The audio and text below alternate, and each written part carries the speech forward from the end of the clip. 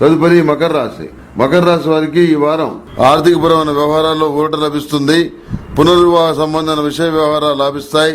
చిన్న చిన్న చికాకులు పెద్దగా ప్రభావం చూపించకుండా జాగ్రత్తలు పాటించగలుగుతారు.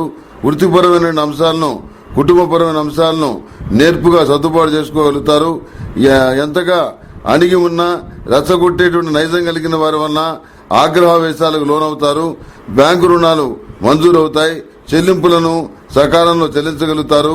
రాజకీయ జీవితంలో మీరు ఊహించినటువంటి స్థాయిని చేరుకోలేకపోతారు. చట్టపరమైనటువంటి సమస్యల నుండి ఊరట లభిస్తుంది. వృత్తి ఉద్యోగాల పరంగా మార్పులు చేర్పులు జరిగే పరిస్థితి గోచరిస్తోంది.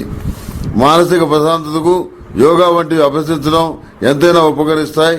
విదేశీ విద్యా ఉద్యోగ అవకాశాలు సానుకూల పడతాయి. మొండికి పడ్డ సమస్యల్ని అధిగమించలేకపోయినా సమర్థించుకోగలుగుతారు. దూర ప్రాంతంలో ఉండి ఉద్యోగం కోసం ప్రయత్నాలు చేస్తున్న వాళ్ళకి తప్పకుండా ఉద్యోగం లభిస్తుంది. ప్రతిరోజు ప్రతినిత్యం కాలభైరవ అష్టకాన్ని పఠించండి.